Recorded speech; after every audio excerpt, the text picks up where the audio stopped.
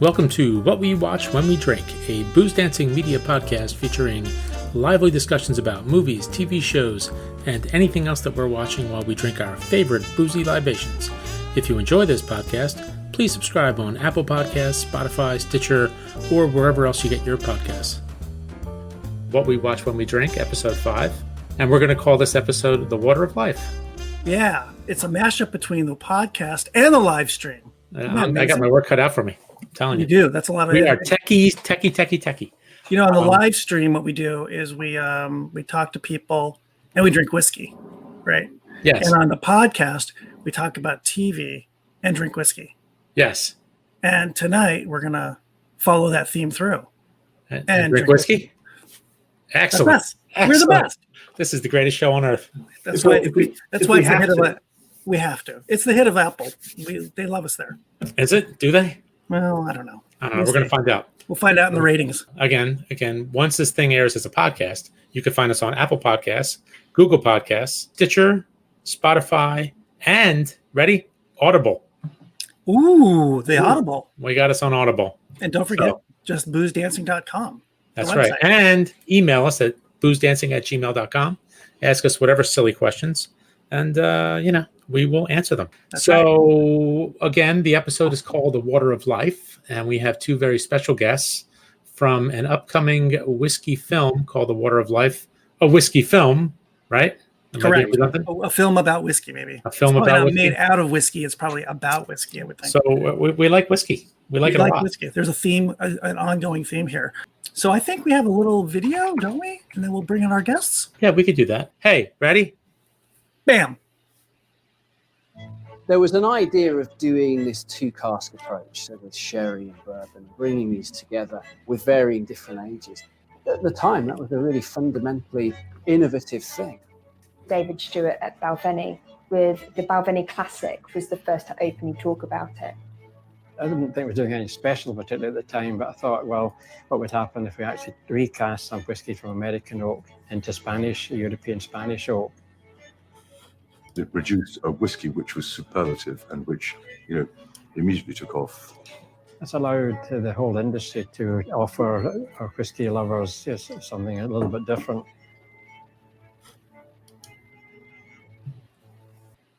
All right, so we bring our guests. That's great. We should bring them in. All right, ladies first. Sure. Well, let's bring them both in together. We have. I only got one button. Jeez. Oh, we have two. No. Hey, there we go. We have director Greg Schwartz and co-producer, our executive producer, Brittany Curran from The Water of Life film. Hi, Brittany. Hello. Greg. Hello. Now, where are you guys tonight? I am in Lake George, New York. Where the hell's that? Oh, yeah. The Adirondacks. The Adirondacks. Home of the chair. Home of the chair, yes. I'm Brittany, about where 4 are you? hours north of New York City. Oh, you must be covered in snow. Right outside that window is 2.5 feet of snow. Wow. You told me 2 feet 45 minutes ago, you liar. But it's still snowing. Everything grows on All time. right. I guess snow does change, doesn't it? And Brittany, where are you? Are you in LA? I am in a very not snowy place. I'm in Los Angeles right now, and it was Very like nice. 75 degrees and sunny. Are you too? I am. Well, thank you guys for coming on. This is Yeah. Thanks great. for having us. Thanks for having us. So Yeah. this story goes back a few years, right? How far back does the story go about you guys thinking about putting a movie together? Where does it all start? Well, I'd say the very beginnings of it was in 2017, my 10th anniversary. My wife and I went to Scotland, where I'd been a number of times and she'd never been. In 2017, we did the Speyside Whiskey Walk, which is a walking tour of Dufton, which was 9 distilleries. Wow. And you drink a dram. You don't go into the distilleries because it's totally independent, but it's actually kind of cool because you sort of get this unvarnished story of each one and why some closed and what some do and what they could do.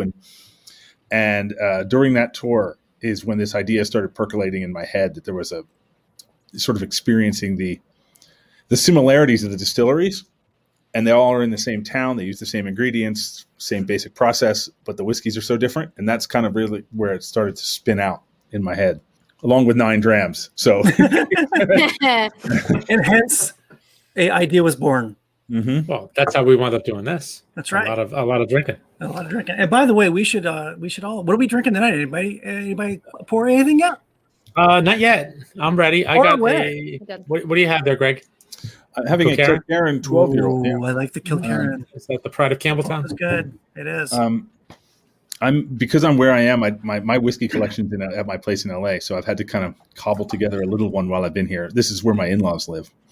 So It's like Greg's cobbled together whiskey collection is like probably more expansive than most people's over their entire lives. So We'd like the pebbles from his cobbles.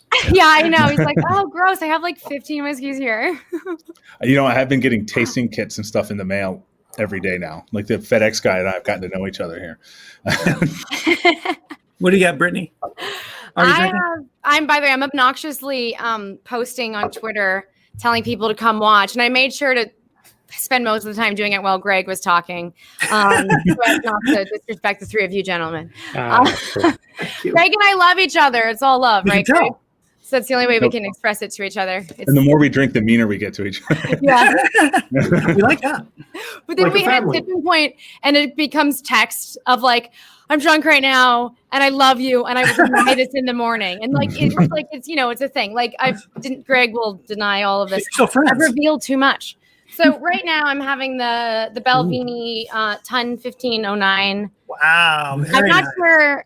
I probably shouldn't have started with this one, but Which it's what I'm- batch is that? batch number 6. Thank Okay. you. Forgot to mention that bit.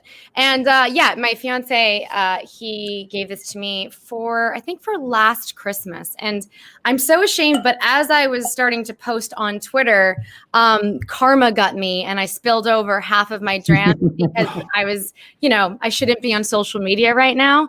And so anyways, I just refilled. So, and I have our branded Glencairn glasses that are drone pilot / Greg's, he does everything. Alphonse Palima. He hand delivered this to my house I met yesterday. Alphonse. He's cool. Yeah, Alphonse is amazing. I love that. Yes, you have it too. I got mine in the mail today.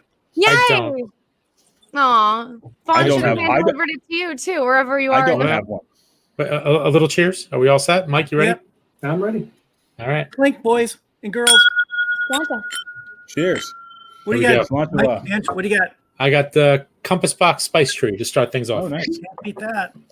Oh my god, so I got good. the Penderyn What do you Rich have? Oak. Which The one, Mike? Penderyn Rich Oak. Ah, very nice. Ooh, I like the Penderyn. And I have a Port Charlotte 14-year-old from Seal Cask Nation. Ooh. Nice. Seal Cask. So let's get back to this story about the movie. We got a trip Yes. with the wife, a lot of drinking, and then you said, "Hey, I'm going to make a movie." Yeah. Well, there I was mean, probably that some was- time between that, right? Yeah. We're on whiskey Um, time here. Yeah, that was really Bless kind you. of the beginning of it. And my business partner, our producer Trevor, is also my drinking buddy and my next door neighbor. And he and I spend most Like evenings. these guys. Really? Yeah, they're next door neighbors. He's right behind me. He's about 60 feet behind me. No, That's probably wow. where. Oh no, I forgot you're not in California right now. I was about to say Trevor's probably 60 feet away from Greg right now, but he's not. I mean, No, maybe man. he is. I don't know. No, Trevor's in Michigan. So see, Trevor and I are both hiding out at our wives' families' houses. Nice. And both of us have really sketchy internet from time to time because we're both in windswept snow fields. So no, I mean, I talked to him about it, and that's when we, decided to kind of start exploring this, and it kind of gelled. Brittany and I have actually talked about this a lot. The story gelled as we. This isn't uncommon for documentaries, but as we were filming it, it was still kind of evolving and changing. And I think that we really set out to tell I think the initial lens of the film was a very wide lens, and then it kind of got narrower as we found more and more stories that kind of we could go deeper with, as opposed to we tried to strike a balance, and I think we've succeeded in that, in telling a story that has some breadth to it. We covered a lot of distilleries. We went to a lot of big and small, new and old, experimental, traditional, but we really trimmed that down and really focused on the more dramatic stories that we found. It's funny. I remember Greg coming back. I wasn't able to go because I think I was in Vancouver shooting something else. And they had gone to Scotland for the Facial Festival in Greg, when was that? Was that 2018? It was 18, yeah, 2018. Okay, cool. I don't know. May or June? What is that? May? Yeah, into May into June. Yeah. It's both. So you're right both times. And so Greg and a small crew went to the Facial kind of to do like some groundwork and get some to talk to people and maybe get some pre-footage and kind of get an idea. And I just remember, one, I remember being incredibly jealous and bitter that I wasn't there. And two, I remember the guys coming back and being like, oh my God, we thought that this was going to be difficult to talk to people. And everybody in the whiskey community there was just so open. Everyone wanted to talk to us. Greg was like, was it, who was it? It was someone really big that came in that you weren't like people that are huge in the whiskey. Oh no, because we went to Lefroy. Charlie? Oh, well, Charlie was super, super friendly to us. But at Lefroy, when we just showed up there, John Campbell came out. He was like, hey, I understand you guys want to talk to someone. And it was their open day, but had just ended. And he was like unapologetically drunk. And he's like, yeah, let's chat. And but yeah, Charlie too. I mean, we didn't talk to Charlie. We talked to Charlie the second and third times we were there, not the first time. Cool. But yeah, I remember the guys getting back and being like, yeah, we went there and people were coming to us to talk. And also people in the Scotch whiskey community are so nice also to each other. And it's kind of like all ships rise in the high tide. Sorry, I cannot do expressions. Was that right? A rising tide lifts all boats. Oh, that's nice. Thank you. Okay, good seafaring. Yes. What did I even say? I don't know. If I ever watch this back, I'll be like, that doesn't even make sense. At least I said boat. I don't know. Maybe I didn't. I would say like train or something by accident. But my whiskey journey started. I didn't even start drinking like at all, like not a sip of alcohol until I was almost 23. Because apparently, I don't like having fun and joy in life. And yeah, so it kind of started late for me. But I think because I went past the phase of like drinking, I don't know if you can swear here, like crappy stuff throughout my younger years, I just immediately became a snob instead, which, has its own downside. And so one St. Patrick's Day, my fiance James was like, we should do a whiskey tasting with our friends. So our friends Christina and John came over, and James bought like 5 different Irish whiskeys, and from $30 all the way up to like a really, really good one, just so that we could have like a full idea of it. And I remember we did tasting all of those, and I really loved the Connemara whiskey, which peated, yum. Yes. And that's how I discovered that I like peated stuff and smoky stuff. My family is also from Connemara in Ireland. So I think going in, I was like, this will be great. And then I was like, okay, thank God it actually is. And then from there, I found out that Scotch is generally peated and has that kind of vibe to it, I guess.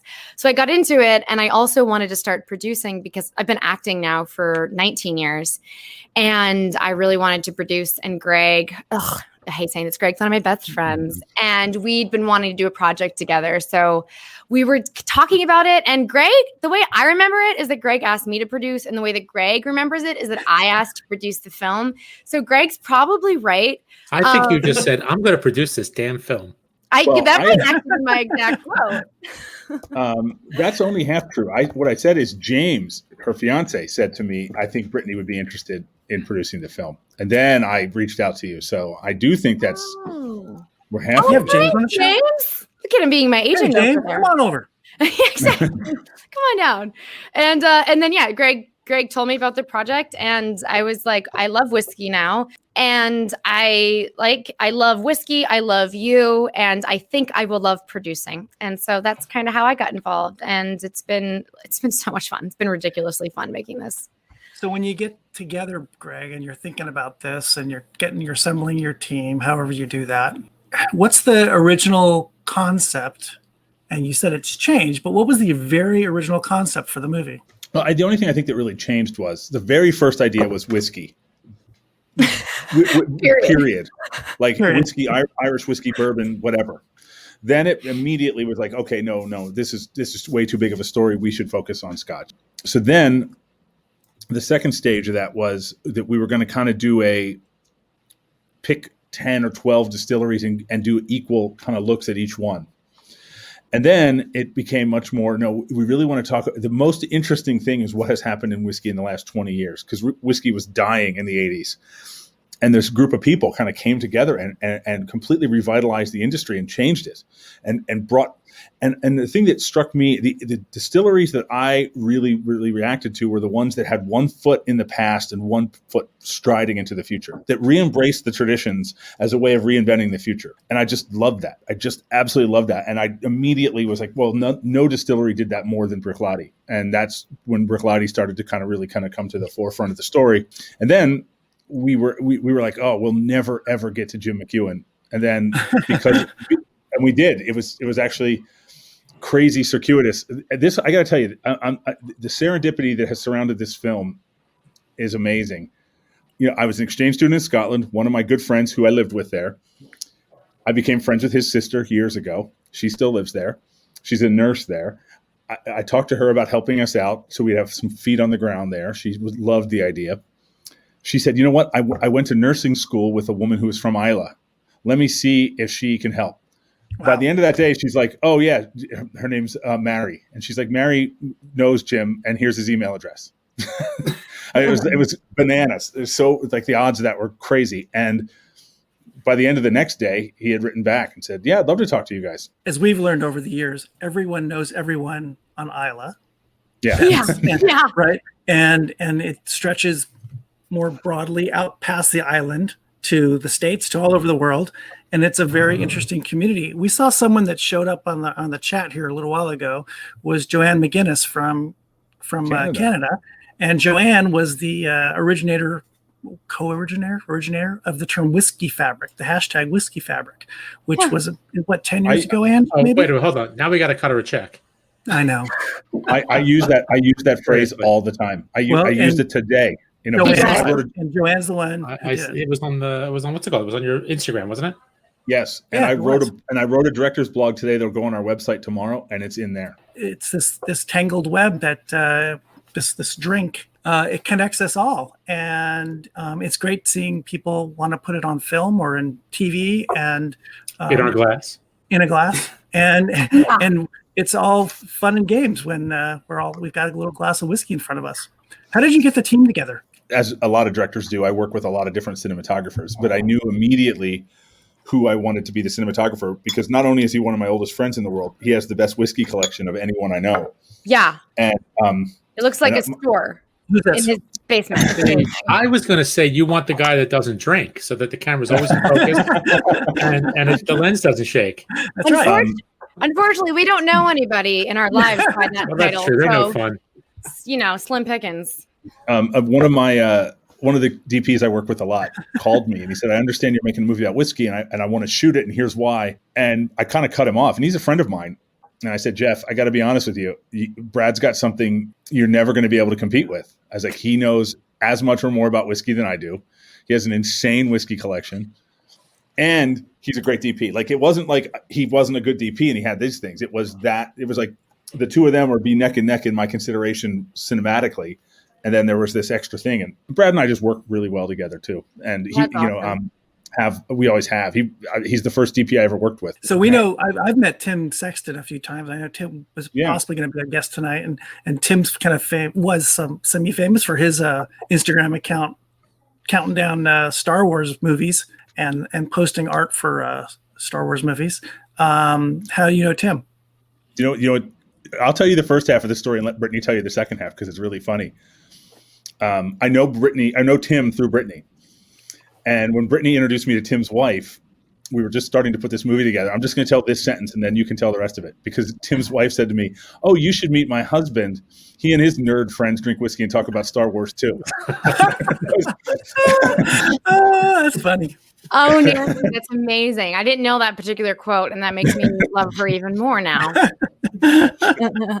Actually, it was around Christmas time that this all began, and whenever it was a few years ago. I remember. Actually, I don't think I've ever told anyone this. So it was Christmas Day, and James told me that his final present for me was somewhere where we had to go to. And I was like, oh, he's about to bring me to, I don't think I ever told anyone this. He's like, I thought he's gonna propose to me. Like, he's bringing me somewhere and he's going to propose. And that's what's going to, by the way, we have since gotten engaged, but I remember we drove and then he had my eyes closed and I was walking into a building and then all of a sudden he's like, okay, open your eyes. And it was a bare blank office. And I was like, well, this is unique, because in my head I was still like, he's obviously proposing. Obviously. Clear, like there's no other option. And and then I actually found out that he had gotten me an office space for Christmas, because I write and I really like to be able to like sequester myself and have my own space. And then I was like, oh my God, this is so cool. And it's in this workspace called, oh my God, Greg, I'm losing my mind. What's it called? Newsrooms, yeah. And it's the coolest space. And once I got past not being an engaged individual, I was so excited. And so Tim and his wife, Nancy, they own this place, they run it. And we just honestly like hit it off. We became really good friends with them. And then we found out that Tim has a whiskey club. And so James said, oh, you have to meet, I'm sure it was something along the lines of our nerd whiskey friend, Greg. And then I think, did James, I think I was in Canada then. Did James invite you to one of their like whiskey and wolf nights? Yeah. Mm-hmm. Yeah. So they would have like nights at the yeah. newsrooms that were separate from Tim's other multiple, like really cool, badass whiskey groups. And they'll have these special nights with the newsrooms, with the people that have space there. And they have like whiskey tastings. And then when it's whiskey and wolves, in addition to the joy of alliteration, you also get, it was like a charity night about donating to, gosh, it was so long ago, but it had to do with animal rights and it was stuff a rescue, like that. Rescue thing. Yeah. Okay, cool. And so then that's where they met. And Whiskey and Wolves brought everybody together. And now we're all like really good friends and coworkers and everything. And Tim is so freaking cool and knows so much about whiskey. So you got your team together, you got the ideas together. So how do you, where is the next step? When do you go to Scotland to start like doing some research, or do you do the research here? A little of both. I mean, we partially crowdfunded the film, and the crowdfund had a double benefit. Frankly, we raised a lot of money, but we also got to know the entire LA whiskey community and really the national whiskey community in a lot of ways. But we did a lot of events with a lot of reps and stuff like that. We got to know a lot of people and drink a ton of whiskey in the process.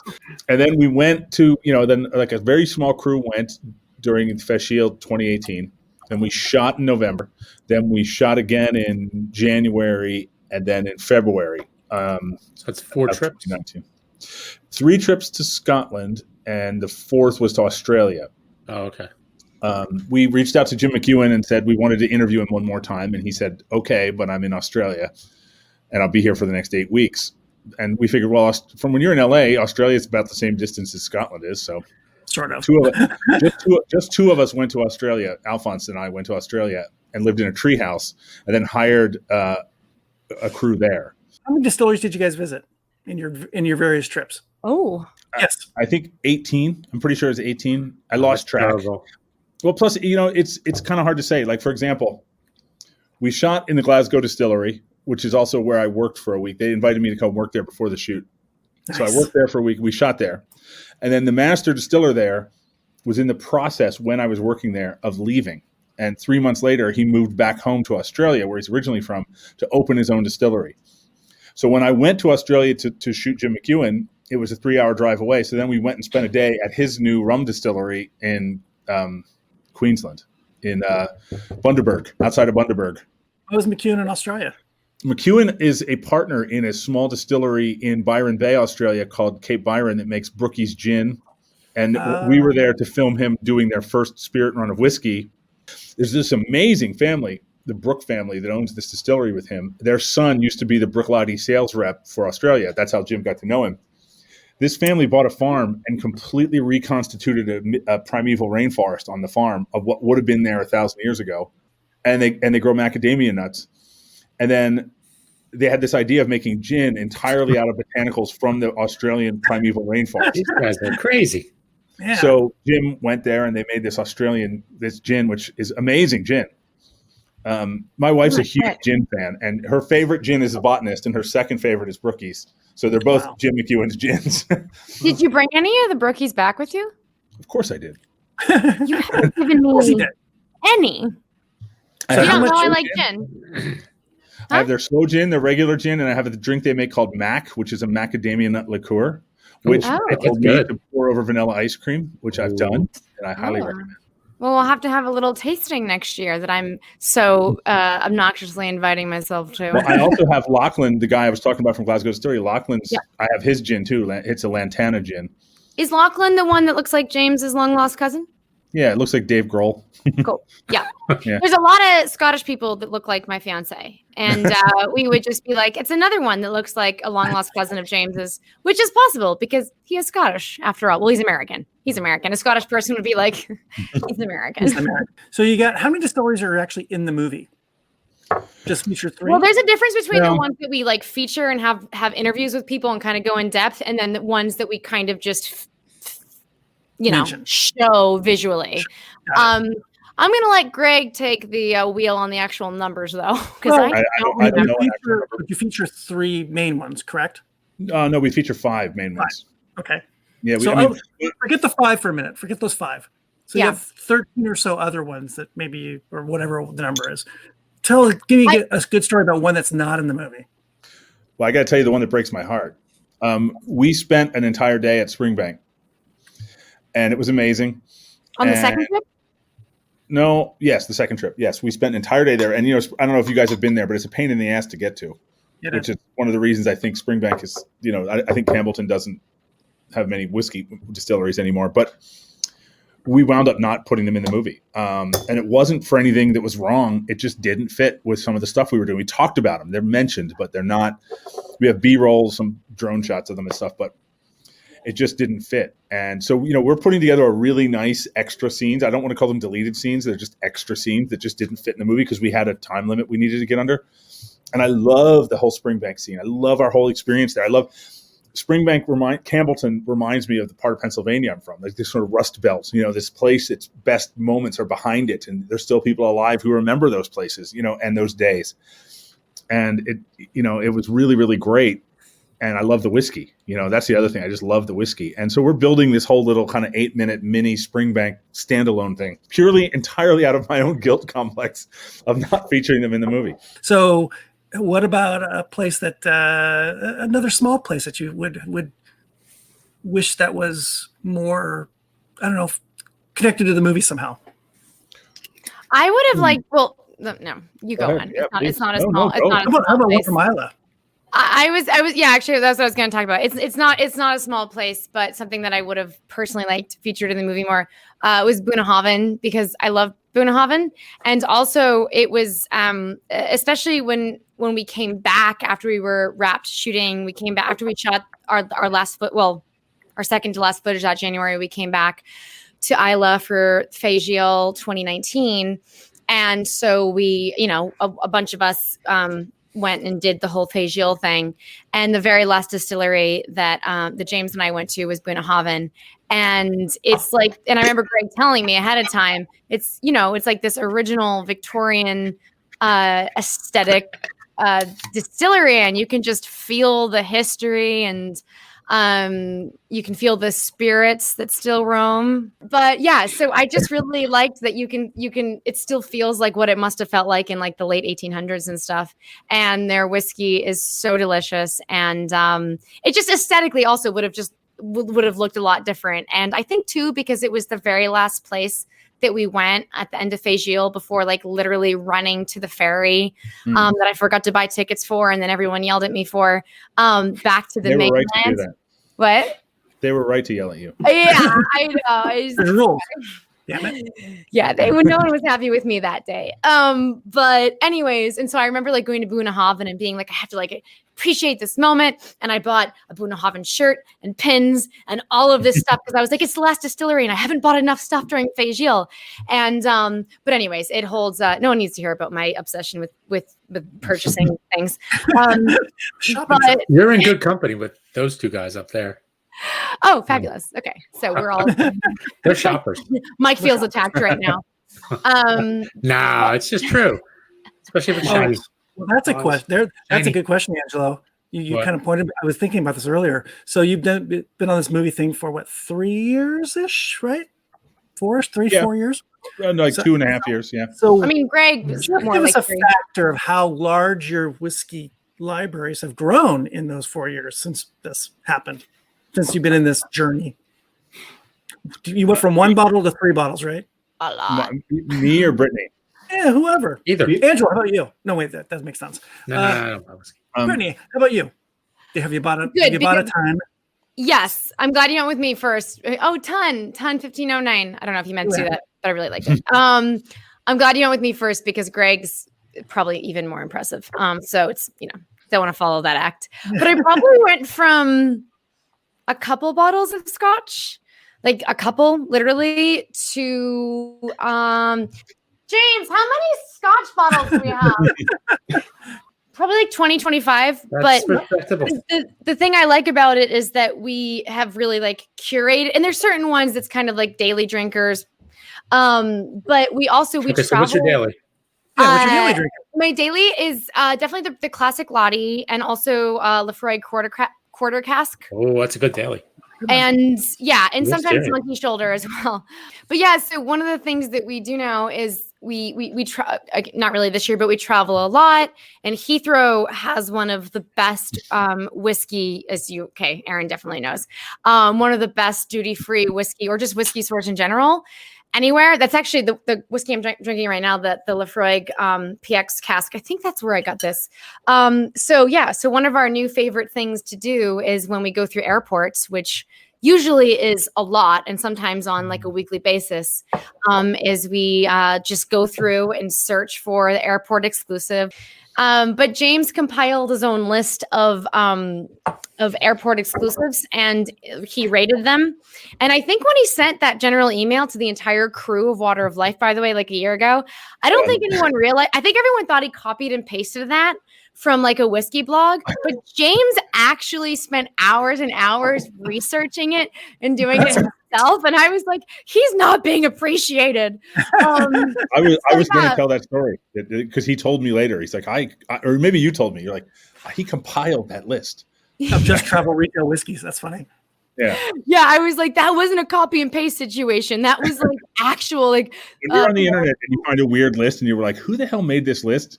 He did. But yeah, so that's kind of how we've curated our collection is through travel, which also is cool because like I'll look at a bottle in addition to like remembering the first time that I drank it and what I was doing. I also remember like what country I was in and the person at the duty-free store that I was talking to, and they just like love it. And it kind of adds more of a life and a history to it. What about you, Greg, on your ventures in the last 3 or 4 years? I want to tell you a quick anecdote about duty free, and then I'll tell you my number. And I'll tell you and why. we don't need a real number because we don't need anyone knocking on your door in the middle of the night with a gun. No. Let's get a real number. Go be hilarious. The real number is 85, and the only reason I know that exactly is because my 9-year-old son counts, and he keeps track of it and tells me. And that's what I have in LA. In Scotland, that's a whole other story. I have 15 other bottles. Wait, what? Remember I was saying about our producer Linda, who is a nurse there. Over the years, I buy bottles more than I can possibly fly back with. So she has a closet in her house that she keeps them in for me, which she and I jokingly refer to as the Renfrew Ladies Whiskey Society. And Alphonse made us T-shirts. We have Renfrew Ladies Whiskey Society. I have a T-shirt that says Renfrew Ladies Whiskey Society Men's Auxiliary. That's amazing. That's my whiskey collection in her closet in Renfrew. But when we were leaving Australia, we were in Brisbane, and we went. Alphonse and I went into duty free, and they had 2 bottles of the PC-12, which was Jim's last PC with Adam, and there's a tin with both of them on the tin. And the Gallic name of it translates to the dutiful student. There you go. Yes. So the guy was doing tasting for this, and I said there's 2 bottles of this left, and so Alphonse and I each bought one. And the salesman says, he goes, "You guys know that the guy who made that whiskey came through here yesterday?" Whoa, that's funny. And he was leaving, and both of us played dumb. We were both like, "Oh, really? Why?" And he was like, "I don't know. He was just here on vacation or something with his wife, but he was here yesterday talking to me." And that guy right there, and he's pointing him on the tin. That's really funny. So now you get your little libraries of whiskey. Where have you noticed your palate has changed or expanded since your little journey here in the last 3 or 4 years? Has your world of whiskey expanded? Not at all. And I only say that, I mean that in a good way, is because my experience with Irish whiskey, and I do like Irish whiskey, by the way, but I mean in terms of my favorite types of, I don't want to offend my ancestors. In terms of Mike. yeah. Or Mike, okay, sorry, I do love Irish whiskey, for the record.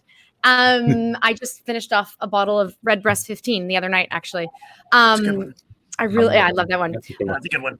But in terms of like my favorite whiskeys, Irish whiskeys were my favorite whiskeys for about an hour and a half. And then I discovered the peated whiskeys. And like literally the moment that I drank the Connemara, I just really, really loved peated stuff. And then I immediately went on to scotches. I don't remember exactly how long after that. But I think I was born with the palate of like a 90-year-old weathered Scottish man. Because I just love it. I don't know. Maybe it's all the grapefruit I drank as a child. Because, grapefruit juice is really a lot. And I like that stuff. So I started from the point of loving the most peated stuff. And so one of my favorite things to do with my friends, and this is so this is like a quote, hashtag weird flex, is that if I go out to drink with my friends, I have them just nose my whiskey, and then I just sit there waiting for them to like have an emotional reaction, and I'm like, I'm stronger than you, and it's so silly. It's so silly. But yeah, I mean, I also like the classic laddie. I like things that are unpeated as well, but like a good peated, like this palate has been through several wars and famines is the type of whiskey that I always like. That's you know what I mean? Yeah, we do. I think, well, we have Mike, we've turned to the dark side, which is what we call Pete. Slowly. And where did Angela, you guys start from? Oh, our journeys are kind of wacky too. And I like that. I don't know. Hard to say. I mean, I started with like blends when I was, really young. Hopefully my kids won't hear me. Like 17, 18. And then, Johnny Walker Black. And then I went to a Johnny Walker event, and they deconstructed all the Johnny Walker blends. Oh, cool. So they had Lagavulin and Dalwhinnie and Cardew, Talisker, and I can't think of what else it was, but they tried all those, and then they walked us through the red, the black, and I think maybe the gold at the time. So I liked Lagavulin from day one. That was just fantastic between that and the Talisker. So and I was sold from there. And this is probably, I don't know how long ago, 20 years ago or something like that at least. What about you, Mike? I don't drink at all. Oh, you're on the wrong podcast. I forgot. He's offended. Brittany offended him, and now he's just shut down.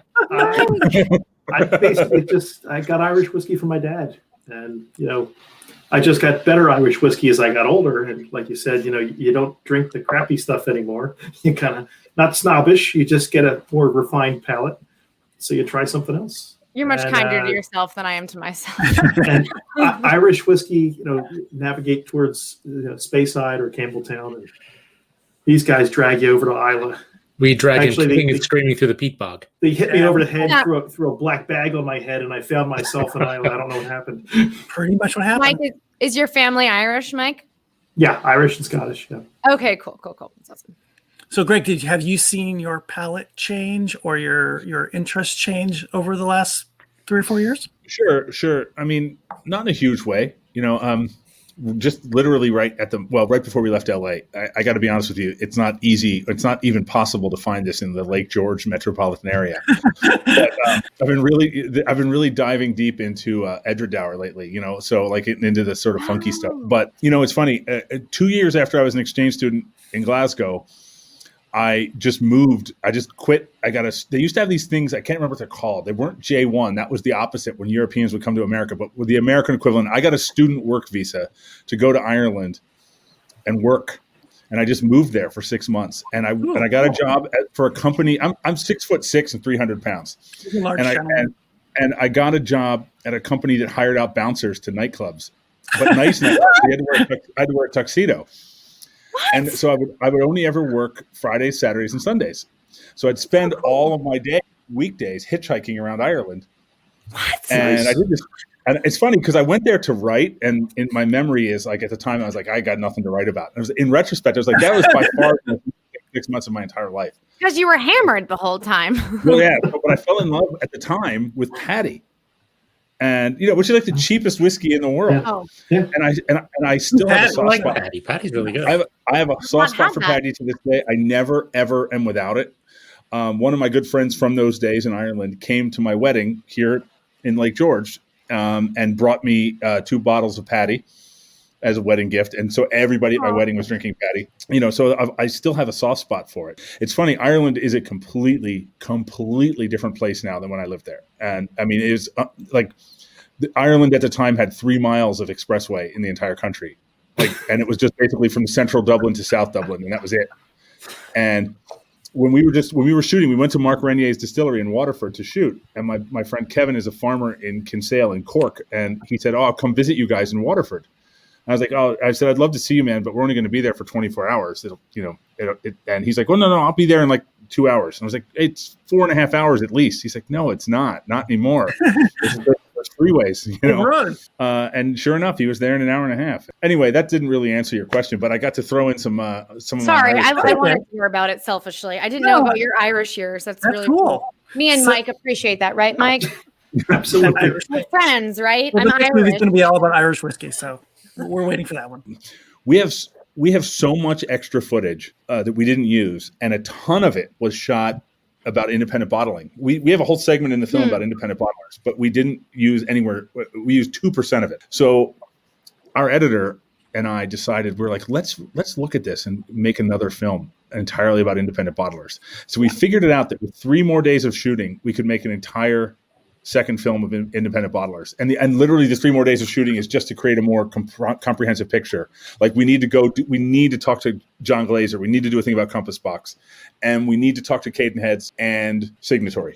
And the Scotch Malt Whiskey Society. If we did those, because to us, they each have something unique about them that we haven't covered. And if we could cover those bases, we have an entire film. Yeah, I remember the morning when we were shooting in January and we were flying from London to Glasgow, and it was one of those times where like we barely had any sleep at all, and I don't function very well on minimal sleep.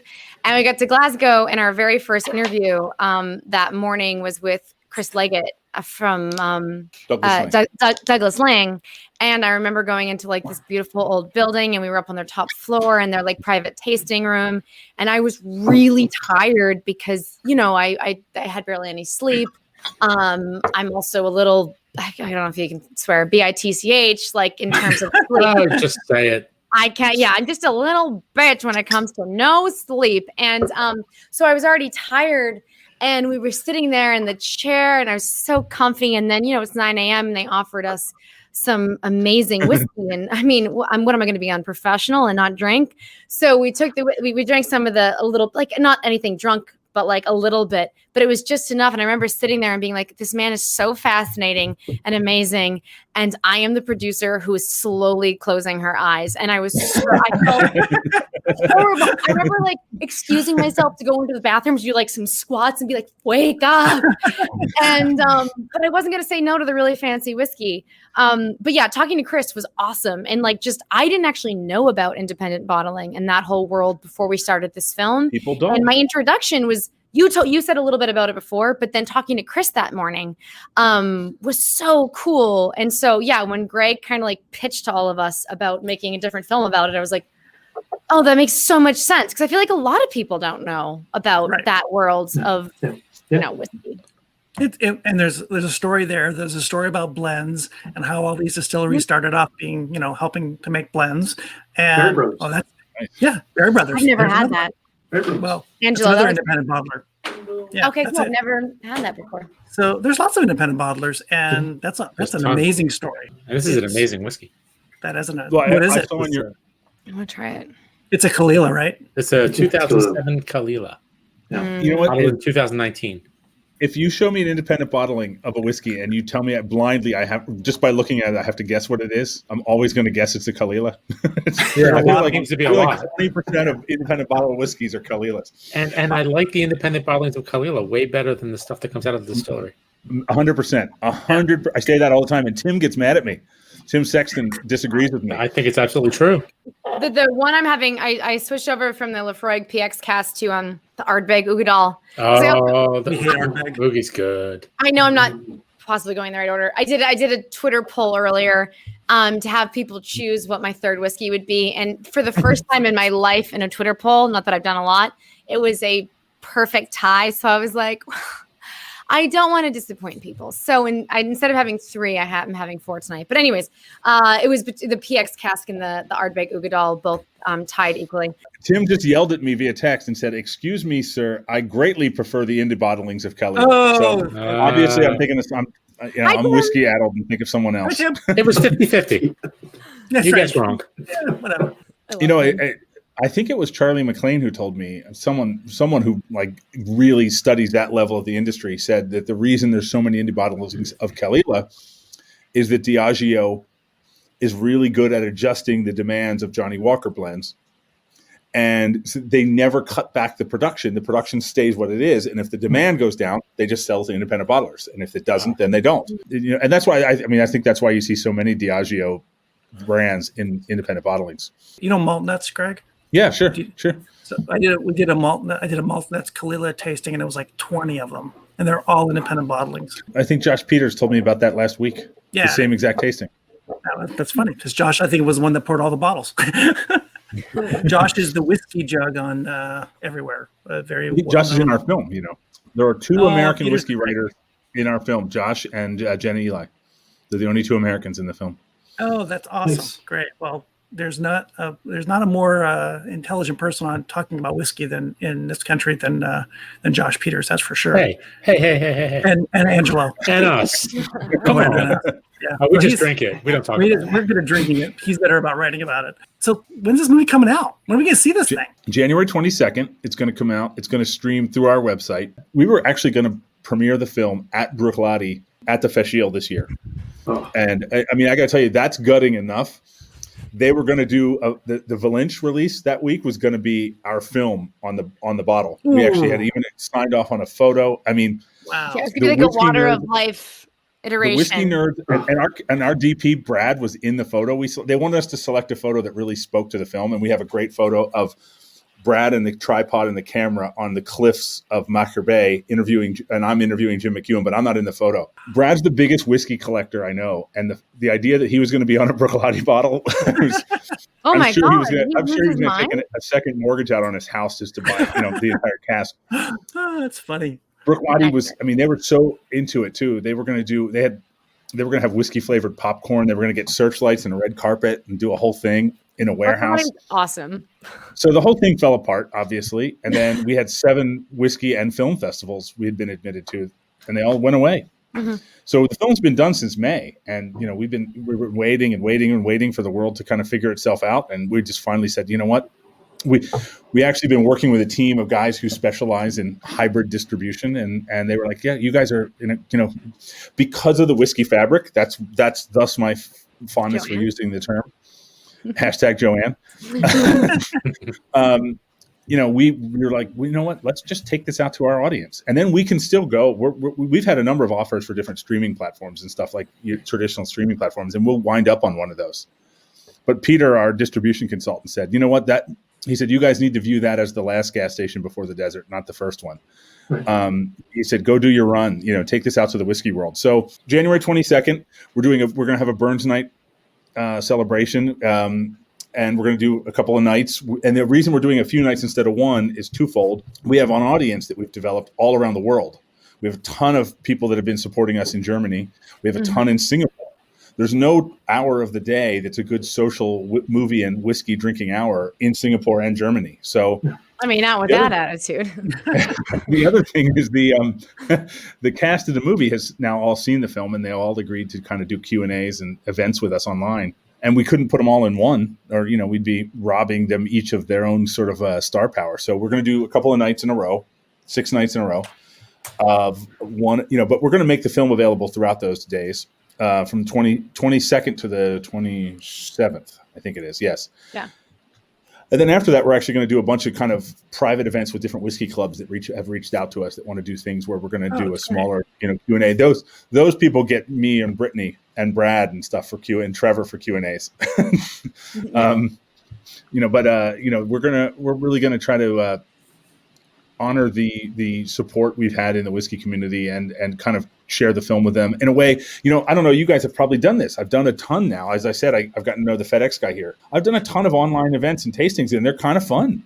Yeah, this is kind of fun. This doesn't work. I'm just hanging out with people chatting about whiskey. So it'll be available online on January 22nd, and that will actually all get announced tomorrow publicly. You guys are kind of getting ahead of this. We're going to announce this by the end of the day tomorrow. We're going to put our trailer is going to go up. Our website is our website has been rebuilt. It'll go live tomorrow. Mm-hmm. Yeah, the trailer is fantastic. It looks really fun. I was going to play that for the intro, but a little 2 minutes 2:40 was a little long, so I don't want to have you guys waiting too long. Yeah. Oh, that's cool. Yeah, we've got the little teaser you showed. We have 25 of those because our editor is a huge whiskey nerd, and without anyone asking him, one day sent me. He's like, "I made you some teasers so you guys can share them," and we said, "Great." And we thought there was going to be like 3, and then he sent me 25, and then I jerked that I am. I said, "You know what? You didn't make one about Waterford and another. I can't remember what it was." He's like, "All right, so now we have 27 teasers." Right. You brought that on yourself. How did you two meet? When I was 14 years old, I had an audition for a short film called Betsy. And so Greg and I met in a little theater in North Hollywood because, so Betsy was obviously Greg's film that he produced and wrote. No, I didn't write it. Just produced and directed. Okay. Produced and directed. Courtney. Okay. Right. Yeah. So I was 14 and I went and I auditioned for this little short film called Betsy. And it is the only time in my entire career that I went in character. And my character was not a very nice person. And I really rolled the dice on that one. And thank God, Greg doesn't mind working with, assholes. So I got the role. And then I showed up on set. And by the way, I do not recommend going into an audition in your character if it's not a very nice person, because nobody actually wants to work with a not very nice person unless you're hugely famous and you have no choice. But anyways, I showed up to set the first day. We filmed I auditioned, as I mentioned, in North Hollywood in California. And then I showed up to set on the first day in Pennsylvania. A week or so later, and I was which is a very bubbly individual. And Greg was like, "Oh my God." And so we did a short film together when I was like 14 years old. And then we stayed friends ever since. Cool. That's great. I remember saying to our casting director, I was like, "She's really good, but she might be kind of a pain in the ass." And our casting director was like, no, it'll be fine. She's fine. It'll be fine. And that's why you don't want to go in character if you're not playing a nice person, because not all casting directors are that forgiving. She was a very troubled teen, the character, like a very angry teen who was forced to spend the weekend with her father who had abandoned her. That was the whole premise of the story. And she showed up very that kid, and she's not that kid, or wasn't that kid. I was not an angry 14-year-old. Like me at 30 years old being bubbly, like imagine me at 14. It's funny. I joked with Brittany earlier that we were never going to get around to talking about the TV, and we never did. I don't need to be done. No, I'm just saying. We were waiting on Aaron, but he had a couple little questions here. All right, Monsters or Addams Family? Addams Family.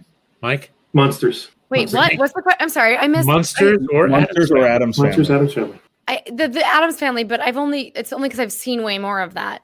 I gotcha. You've seen the movie? Although my production company is called Mockingbird Lane Productions. There you go, 1313. It's actually because I grew up on Mockingbird Lane in Cape Cod, but it's also an homage by accident to the Munsters. And I have driven by the Munsters house on the Universal backlot a few times.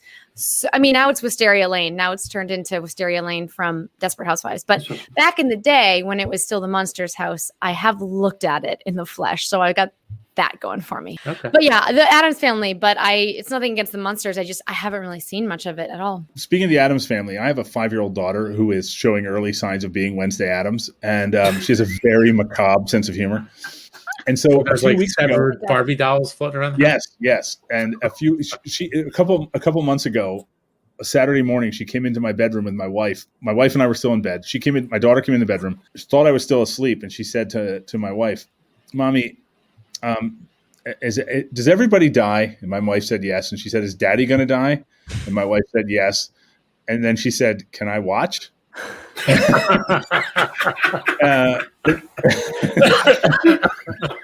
So Oh, So, but that's not the point of this story. That's off the topic. This is actually whiskey related. So when Peacock came out, they She have was hammered when she said it. Peacock Universal owns all of the old Universal monster movies, and they're all on Peacock. So my daughter wanted to watch Bride of Frankenstein. So I was like, yeah, all right.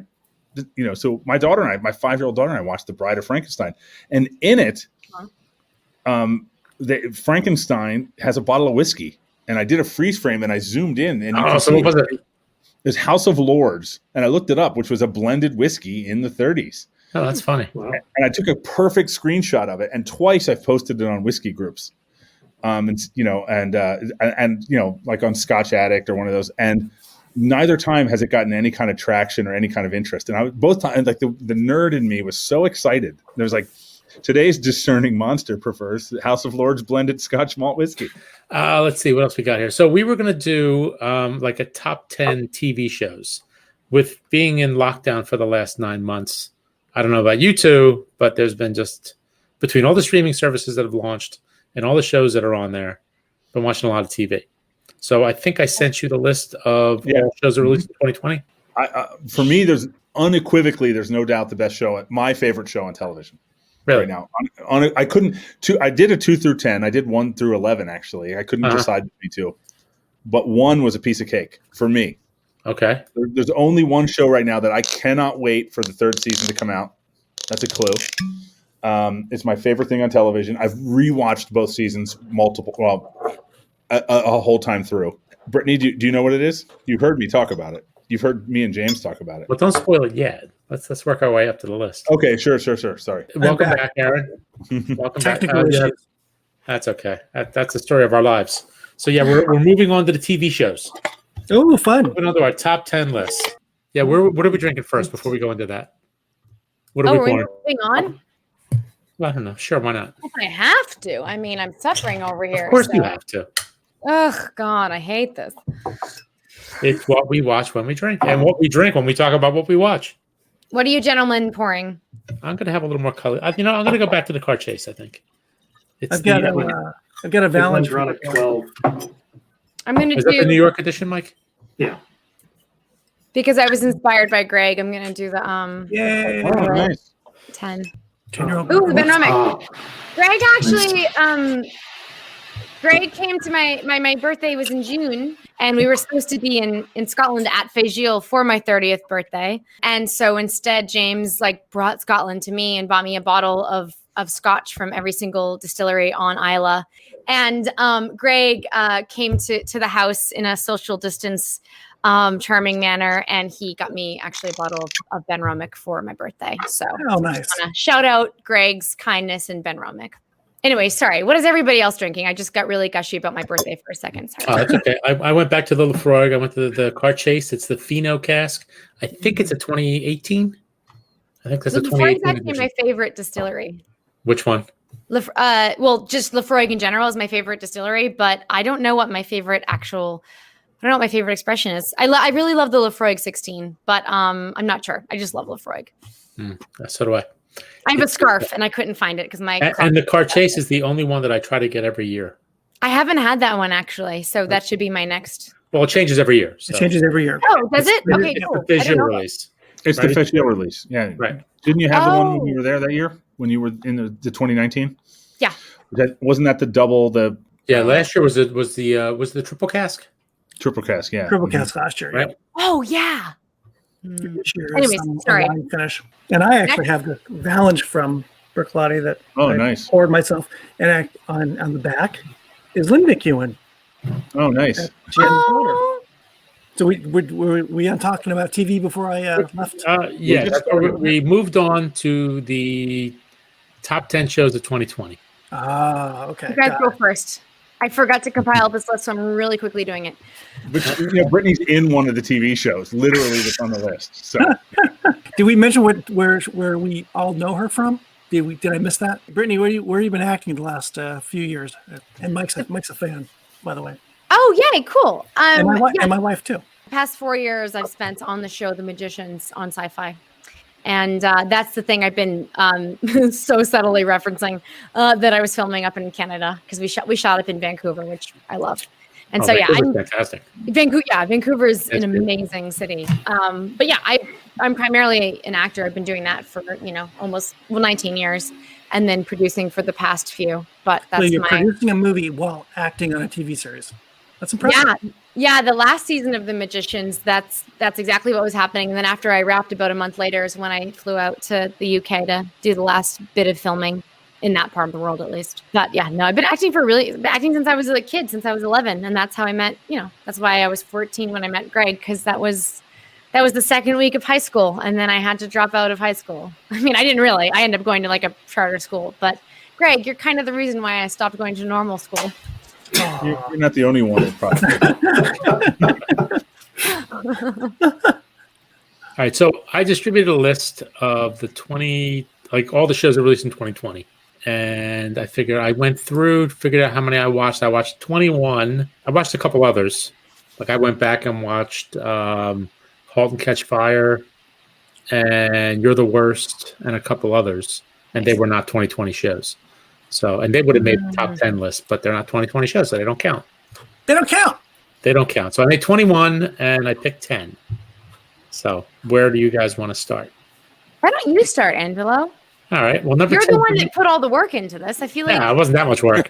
It was in a Facebook group, and I just kind of copy and pasted it into Excel. Well, I'm currently compiling my list, so you've certainly done more work than I. So. Okay, fair enough. Fair enough. So number 10 for me was The Last Dance, the Michael Jordan Michael Jordan? Yeah, Michael Jordan documentary. Jordan doc.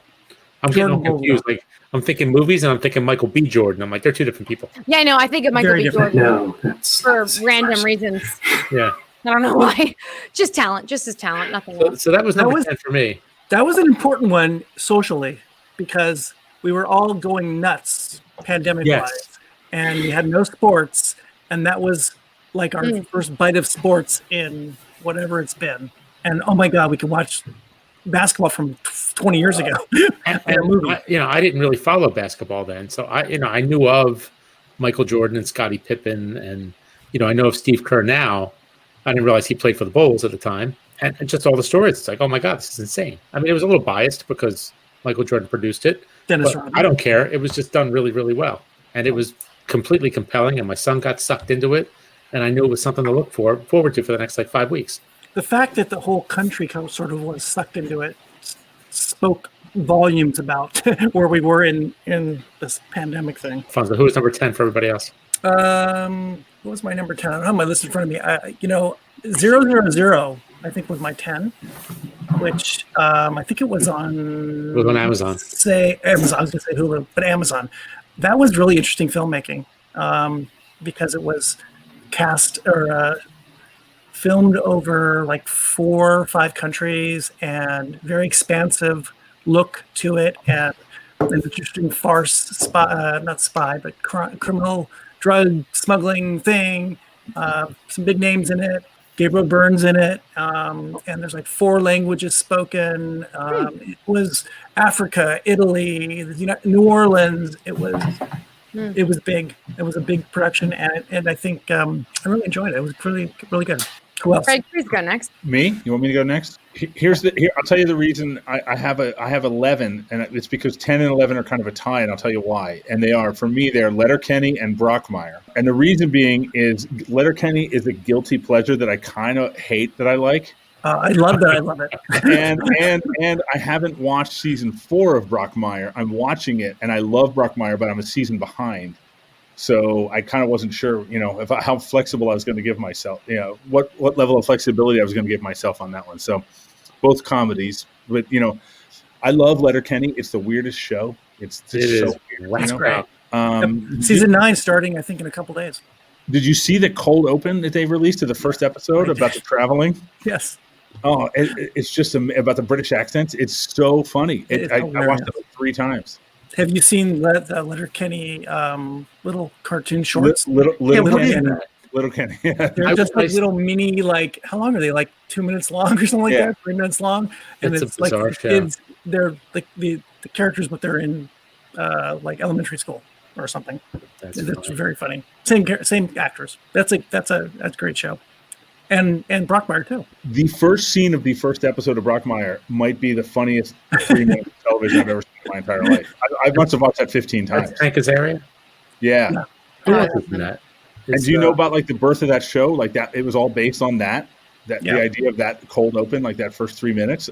I mean, it's a masterclass in just the idea that he never misses a pitch is the funniest thing in the world to me. Like just that complete. Brittany, do you know this? No. He's like a nationally renowned baseball broadcaster. Who, right before a game, he catches his. This is whiskey related. Right before a game, he catches his wife having sex with his next door neighbor. Oh my God, that sounds so thrilling. I can't believe I don't know he about drinks it. an entire bottle of whiskey and then goes and does the game. And during the game, while he's calling the game, he's explaining to America what he just caught his wife doing with his neighbor. But in the middle of this unbelievable breakdown, he'll say, he'll be talking at this very graphic sexual description. He'll say, and that's inside for ball 3, and then goes right back to like a complete breakdown. It's amazing. And it's all one shot. I think he did a lot of Sazerac, I think, in that show. I think he's yeah. Yeah. Mike. I might have misunderstood the directions here because are we supposed to pick shows that were released, like their first season was released in 2020? Not necessarily first season, just 2020 show. Like any show that has aired a new season in 2020? Yes. Correct. Oh crap! See, this is the problem. I went to the homework, and then I've been highlighting it. Nobody reads anymore. I would like to point out that I did send Brittany her homework. To be fair, I don't know if I even have that email, which I'm going to blame. I was convinced that Succession came out in 2020. I So was I'm like, too. that's going to be top 5. And I'm like, oh, it ended in 2019. I'm like, Jesus Christ. I wondered why that wasn't on that long list. I know. Because Succession would rate be very, in my top 10. very highly. Top 5, easy. I also have a fun little habit of watching things somewhere between 5 years and a decade after they were like cool and hip and new. And then I'm like, we got to talk about Dexter. And everyone's like, it's been over for 20 years. Let it go. Dark Shadow. I had a ton of problems with that, compiling this list, because I loved, no one even knows about this show, but I loved the show The Patriot, the Amazon original. Oh, it was great. I love The Patriot. I kept thinking, oh, that was earlier this year. And I was like, no, that was 2 years ago. A long time ago. There's a podcast called The Gray NATO. One of the guys was talking about it. Wow. That's an obscure reference, actually. Yeah. So he said it was great. So I think only Greg and I watched that show. There's 2 people that watch that show. The songs in that show were amazing. Oh, yeah. They wrote those. Yeah, he's singing on his side, and, they put out a little CD. And it's like a CIA assassin who doesn't want to be an assassin. He wants to be a folk singer. So on his free time, he goes and sings folk songs. I can't believe I don't know about that because he's actually like pouring out his emotions through the song. Yeah, the folk songs are like revealing all these national secrets. Are you serious? Yes. Yeah, his dad was like in national security, so he sees his son like kind of being a failure, and so dad son. What relationship with your parents, and it's really wacky. And the lyrics of the folk songs are like literally they're like sort of Bob Dylan-esque in that they're kind of spoken, but they're like sometimes you just have to assassinate a maid in an Egyptian hotel because he saw too much, and who knew that Egypt had male maids? It was really funny. 3 of my favorite really things funny. on this planet are Bob Dylan, assassons, and the CIA. So I literally, and I'm not even Rarely kidding. you get them all in one package. They blur it all together. I mean, if you're gonna. Okay, so my list isn't like super in order, so I don't really know what my number 10 is, but I'm gonna start with oh shoot, I really wish I put this in order now. I kind of have my top there are 3. rules here, This isn't Vietnam. What? What did you say, Greg? I said there are rules here. This isn't Vietnam. Screw you. Oh, look at you. Nice.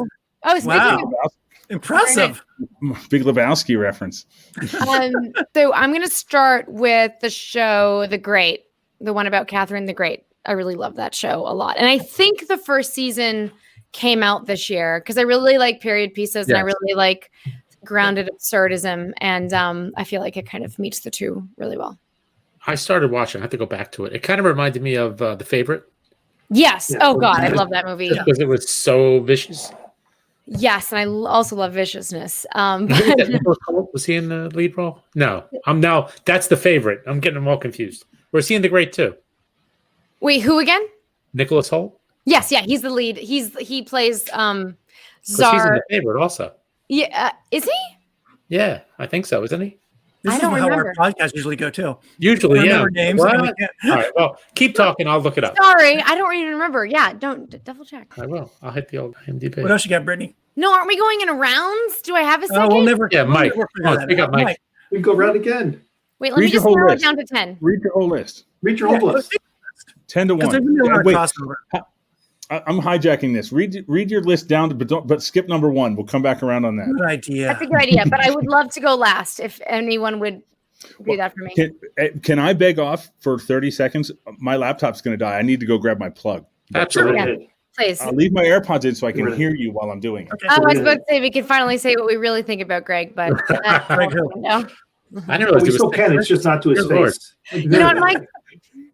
That's so Greg, true. I'm victim of a college level daughter and 2 boys that are 16 and 12.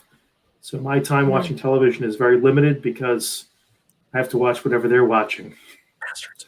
So I know. we, How dare they? we spend a lot of time watching recaps of old shows, and I went through the Gilmore Girls with my daughter. It was really a joy. Really just wonderful. But the one thing that we watch, I watch for myself, I really like The Blacklist. And I watch more network television than anything else because it's easier to find. And James Spader is just really good. I mean, I He's really enjoy great. The Blacklist. And I watch, because again, I'm old, I've been watching Diagnosis Murder and probably The Golden Girls if I had an opportunity to.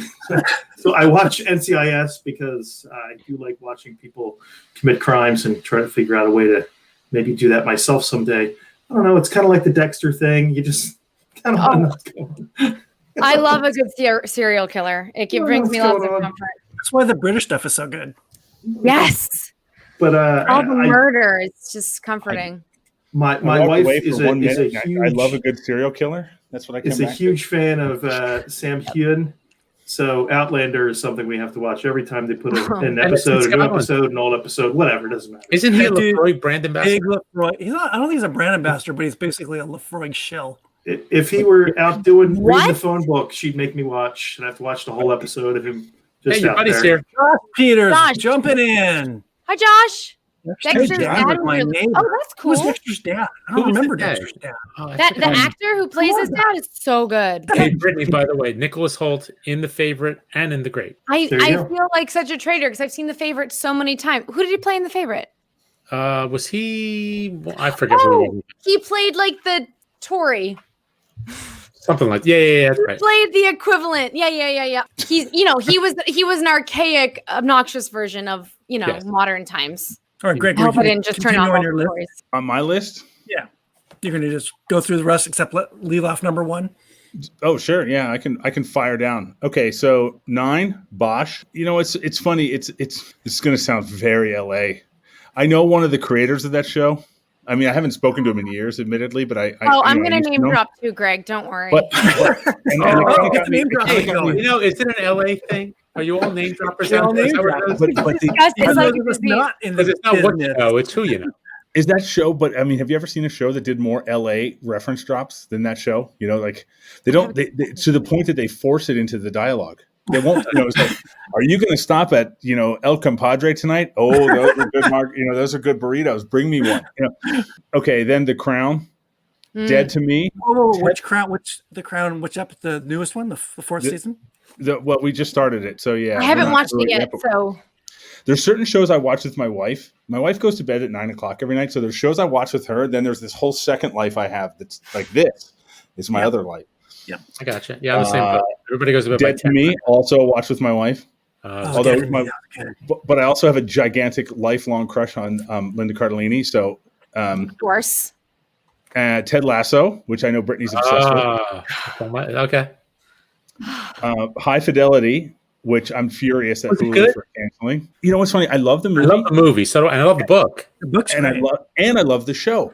And the show just completely did its own thing. I mean, it was very much the same plot. Very much the same It plot. was But kind they of just cool. They got reinvented Lisa the Bonet's characters. daughter in the movie, in the show. Right. And then, the Jack Black character is now an African-American woman, but they canceled that show. And I've read this amazing article about how it was the best piece of comfort television at a time when comfort television is so important. Well, see, that was Ted Lasso for me. Yeah. Oh, yeah. Ted Lasso is so much better than I thought it would be based on its premise. Yes, exactly. We all say that. Like Curb Your Enthusiasm, Better Call Saul. Uh-huh. And then number two, my number two is going to be most people, I think, is number one, which is The Mandalorian, which is great. But I have something that I'm completely in love with, and I won't say it for number one. Who's up next? Brittany, when I tell you my number one later, Brittany will say, "Oh yeah, you did mention that to me," but she doesn't remember it right now. I bet when I hear it, it'll make a lot of sense. But I do request to go last because of totally being prepared. All right. Aaron, go ahead. I'm editing as we speak. Right. Okay, that makes me I feel don't know better. that I have like a 1 through. I have a 1 and a 2, and they're kind of really tough. You can rank them equally if you want. There's no rule. Yeah, I don't even know if this is 10 numbers. So The Mandalorian's in there somewhere. Better Call Saul. The Boys. That didn't make the cut, but it was in the running. Yeah, great. I'm not finished with it, but it's going to be in there. Is The Good Lord Bird. Ethan Hawke is just amazing. Unorthodox. A friend of mine writes for that. There you go. There's some Hollywood. Boom. Peters. It's just a 40-year fad. That's Star Wars. Just for you. finished this. It's Mindy Kaling's show about teen girls. Never Have I Ever. One of the best teen comedy dramedies ever. Ozark, Killing Eve. I think that was this year, right? Yeah. Season 3. Yes, it was the Was it year. season 3 already? Yep, season 3 was this year. I gave up after 2. I couldn't get into 2. How dare you, sir? Good. I'm Yes, sorry. you got me into it. I think. Well, I like the first season. The first season was fun. And did I say Better Call Saul? I did. And one sec. I said 000 and Ozark. And what am I missing? Queen's Gambit. Oh, I'm sorry. Yeah, that's kind of one of my 1 and 2s. Sex Education on Netflix. That was good. Oh, I was a didn't fun watch show. that. And you didn't like it. And Ted Lasso. I think those were. That's probably close to 10. And then my last one, I kind of give the Queen's Gambit and one other one were my ties. That's Save my- the last one. I will. Okay. Who's up next? Me? God, I really thought Succession was this year. Yeah. Okay. Who's up next? Me? Angela. Yeah. Okay. So number 10 was The Last Dance. Number 9, Industry. That took a little bit to get used to, but that was pretty good. And I see a lot of potential for season 2. Dead to Me, season 2 was great. Ozark, Ted Lasso, Queen's Gambit, Mandalorian, The Good Place. That was just a fantastic finale. That was so good. Better Call Saul was number 2. And I'll save my number 1. You're up. Mike, Right? please, for the love of God, go first. I read 3 and Ozark, which we all mentioned. I really liked. Oh my God, I'm drawing a blank now. Great, it's a senior moment. It's a human moment, Mike. Don't I don't kill yourself for it. not It's to a be, It's a whiskey not to be moment. pandering, but I really liked The Magicians. I really, really did. I got to say, the funeral scene in season 4 Look at that. Wow.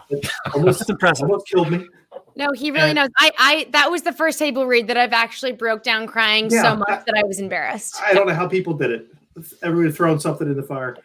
The only problem with the show is, again, my children. I'm not in it more. What? You were in that episode, right? Or in that scene. I was in it for 2 seconds and I don't like it, but go on. The problem with the show is that my children inherited my inability to sleep, and the language is not good for my 12-year-old. No, and sci-fi doesn't censor anymore. So Yeah.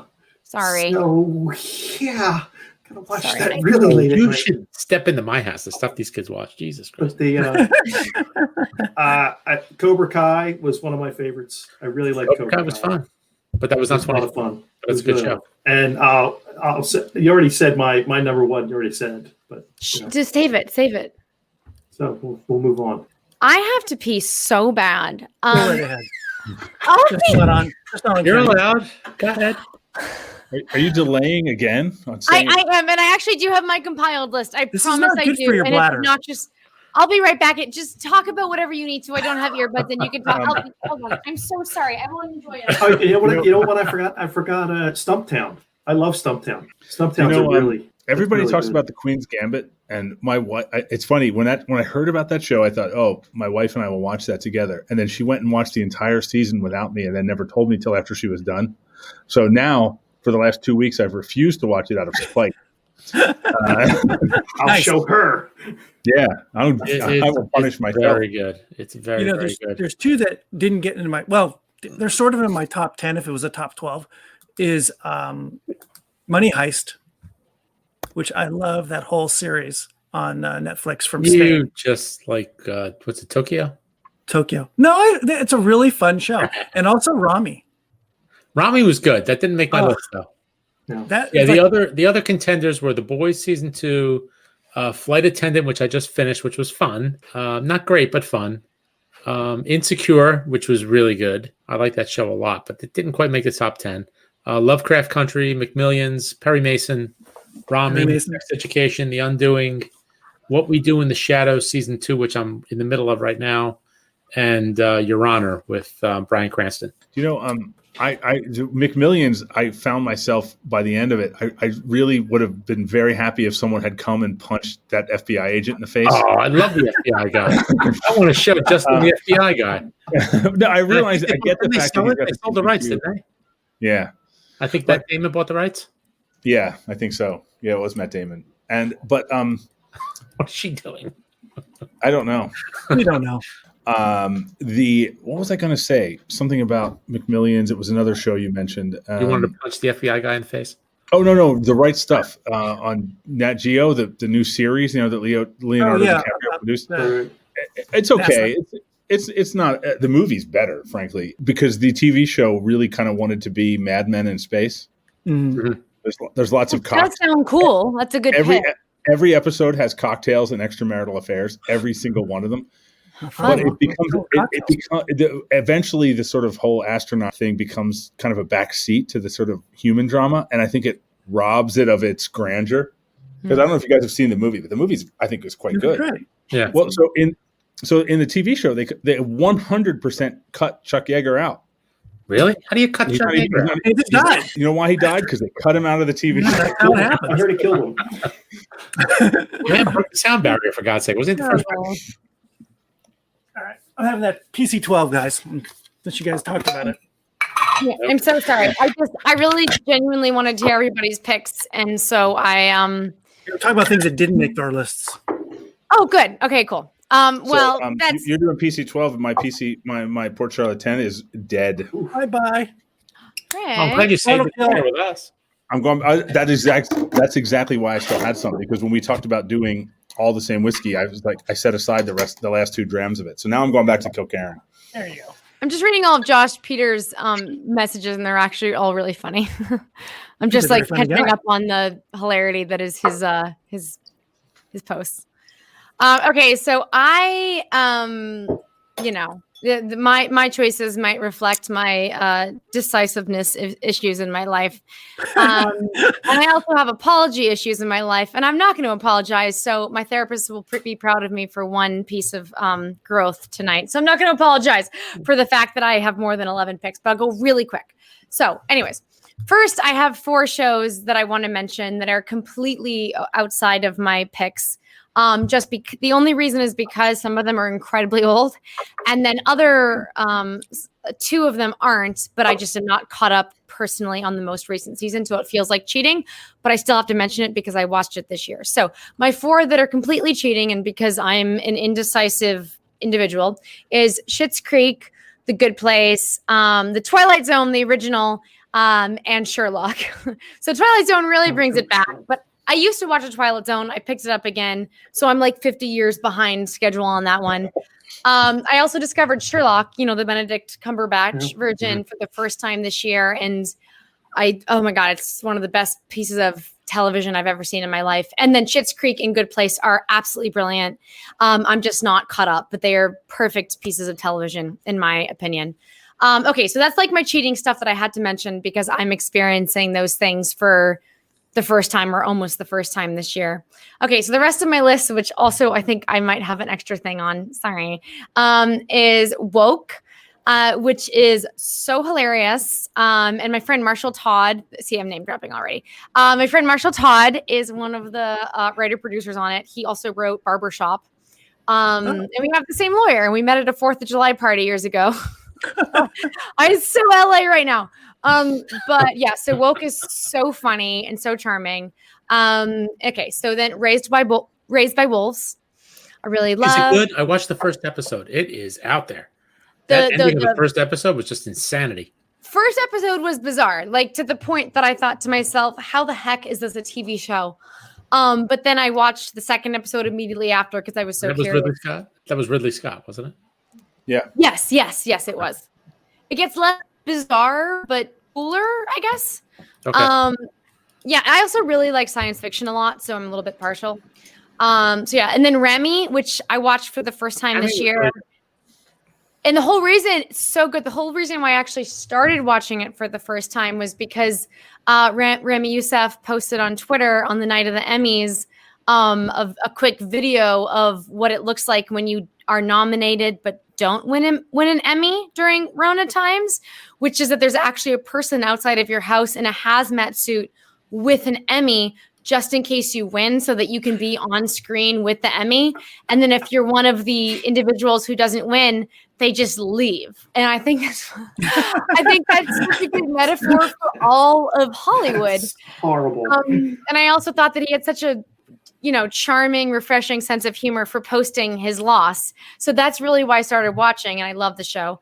I really love Perry Mason, The Mandalorian, Queen's Gambit, The Outsider. Nobody mentioned The Outsider on HBO. That was good. I liked it. Oh, I love that show so much. Oh gosh, I just realized that guy's name. I always forget the guy from Australia. Yeah. Ben Mendelsohn. Ben Mendelsohn. Yeah. They're all Australians. They're all Australians. Or English. They take all of our roles. Ben Mendelsohn is actually one of my favorite actors now. I absolutely love him.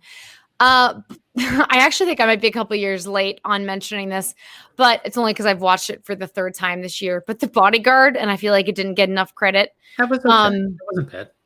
I love that show. I watched The Bodyguard TV show. It was the British version, wasn't he? Like Rob Stark? He was like MI5 Yeah, for the Prime Minister. Mm-hmm. Yeah. And again, it's only because I watched it in its entirety for I think the third time this year. But I just realized saying it out loud that it's not new. And then Ted Lasso, which awesome. I think it's one of the most like wholesome, pure, perfect shows of all time that like we always need. And then I'll save my number one. Number one reveals? Number one reveals. Go ahead. Brittany, you're first. Ladies first. Killing Eve. Oh, that's a good one. I've also read all the books. Oh, how are the books? Are the books good? They're so good. Are they better than the show? Or just they different? are different than the show. There's things that I like more on both ends of the spectrum. Is each season a book? Pretty much. Oh, okay. I would say it's kind of comparable to each book. Yeah. I also I went to UCLA I went there for my undergrad, but they also offer like really cool extension classes and sometimes free classes. So they offered a free writer's class about breaking down Killing Eve. So I also took that class. That's fun. Like a month ago. But yeah, this is like one of my favorite shows of all time. And it's really good. Yeah. All right, Mikey, what's your number one show? The Boys. I love The Boys. That was the best show I saw this year. All right, Greg. My current favorite TV show, without a doubt, it's the only.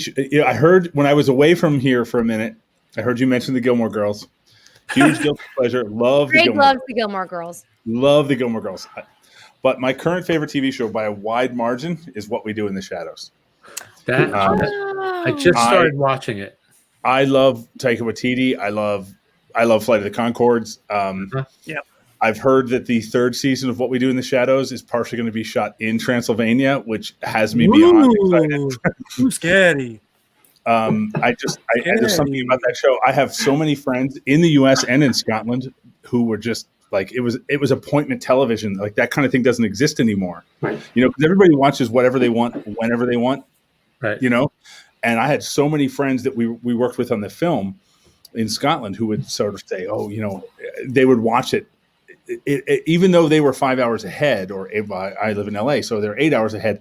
In Britain, even though it's a British co-production, it actually aired behind. It was 2 weeks behind or something like that. So I waited, and then so we could try to watch in sync, so we could talk about it the next day, because there's nothing I find funnier than that show. I think Colin Robinson is my favorite character. The cast is fantastic. Yeah, and Robinson, wasn't he on Better Call Saul? Yeah, he was the hapless drug dealer, the guy who worked for the pharmaceutical. Yeah. The guy got beat the crap out of. Baseball of. cards, right? They stole all those baseball cards. The baseball cards, right. Oh, he was great. Yeah, it's a fun show. The one that's not a vampire. I don't know the character name. I've seen the movie. Yeah, Guillermo. Harvey wasn't he the Magicians? plays him, and Mike, you might know Harvey's a friend of mine. He was recurring on the Magicians. He played Benedict, the map. Oh yeah. Maker in Fillory. In Fillory. He's really funny in real life. Yeah. Mm-hmm. Go. Am I up? Yeah. Well, both of us. I bet you it's the same thing. I don't know. My number one's Normal People. That's my. That was just the one series that just got me from. I mean, same thing. I didn't know about it, and I heard about it on the podcast, and I started watching it. I was sucked in immediately, and I had to because they dropped all the episodes on Hulu. I had to actually ration it out a little bit. I wanted to just savor it. It was just really, really well done. It's like minimalist. It's very European. The cinematography is fantastic. The acting's fantastic. It's just a beautiful show. It's beautifully shot. It's a great story. Is it a book? Was it a book? I think it was a book. Yeah, it's an Irish writer that wrote the book. I can't think of it. I've never seen it. My wife loved it. I know that. I was really. All my friends love it. It's like a long movie. It's just so well done. It's just writing. It's the classic movie into a TV. Somehow they've taken it's a TV show, but it's really a movie, and it's beautiful. It really is. And it's interesting the way they did it too, because they had two different directors. I think they had an Irish director, a man, I can't think of his name. He did something called The Room, I think, and then I think a woman took over the second half. But they still. How many episodes was it? I think it was 8. 6 or 8. Yeah, something like that. You know what TV show felt like a long movie to me, and I liked it a lot. It was probably in my top 20. Is Tales from the Loop, and I don't think it did very well. No, it didn't.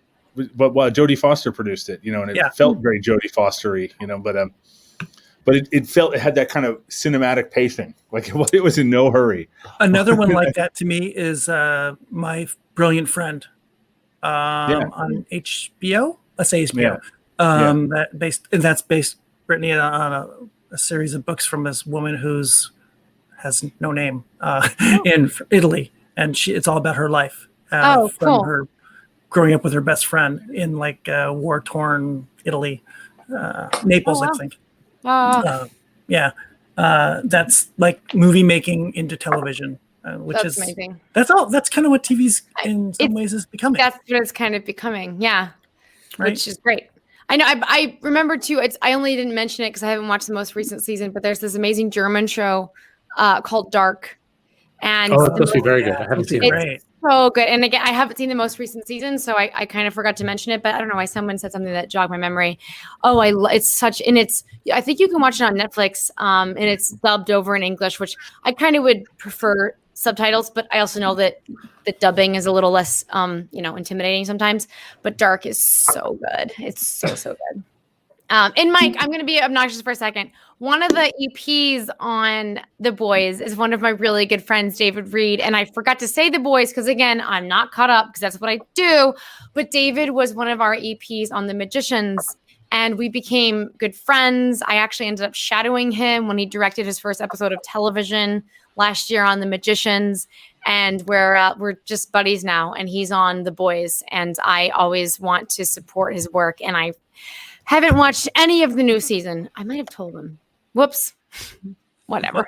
And what was the I lied. That we what's this? What, Aaron? The girl in The Boys, the bad girl. Aya Cash. Aya Cash. Yeah. Right. I went back and watched You're the Worst, and she is just fantastic. So You're the Worst. If it was 5 years, 5 seasons, right? Yeah, it's You're really the good. Worst. Playing The Boys? So good. And she was, what's her name? Mike, what was her name? She's the anti-hero. The She was villain. Liberty had to be a superhero. Nazi, right? She was Liberty, and then she comes back as I can't think what the new character is. She was Stormfront. Stormfront. She's Stormfront. Yeah. She's Yeah. Stormfront. Yeah, Very she cool. was really good. She Have you is- seen You're the Worst? I haven't Watch seen it. it yet. Oh, gotta watch It's it. it's really about a British writer, LA Mhm. writer who writes a book. He becomes semi-famous, and he's just torn battling his own demons. And he meets this Aya Cash, who's a PR person, and they fall in love. But she's got her own demons, and you follow them through 5 years of their life, and it's very self-destructive but Well, it's funny. 5 seasons. I don't know if it's 5 years. seasons. but- 5 seasons. What And, network is it on? That was It's on Hulu right now. Is It it used to be on Hulu? FX. FX. It was Yeah. an FX show. And Okay, it's all they live in Silver Lake, and it's very LA, and Oh. and the supporting cast is great, and it's kind of quirky. It's a very LA show. I like, It's really, like like- Apatow's. What was Apatow's show on Netflix? Love.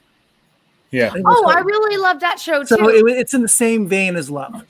Is it vignettes as well, or is No, it's a regular story. it's like the same? Cool. Same, but you get their backstory on everybody and on the 4 or 5 main characters and why they are the way they are, and it ends very nicely and good, and it's good. And Aya Cash could be a star. Have you ever watched The End of the Fucking World? Oh, I I saw should the put first that on my season. list. The first season I watched the first season too. First season. I love Very that good. show. It's funny. A friend and I have a running joke between us. Brittany, you know Nate. And Oh, I of- know Nate. Yeah, he of lives. coming He up- lives a mile that way. Not even. Of how people would pitch a show. And I told him, I said, you got to watch this show because it feels like someone said, oh, it's the origin story of Dexter. Oh, that's perfect. I think That's I blew through really- the first season in like a night. Of Dexter. No. Of it's the end of the Same. of the fucking world. That one. Yeah, James was like, I think you'd like this, and I was writing. I was writing something, especially at the time, and he was like, I think this could maybe be a good inspiration for you. And then I just watched the entire first season in one night or in one evening. It's such a good show. Sorry, this year has been very, A blur. blur. So I'm like, oh, I did watch that this year. Did anyone have one like guilty pleasure show for the year? 'Cause My I guilty did. pleasure. My guilty pleasure is Letterkenny.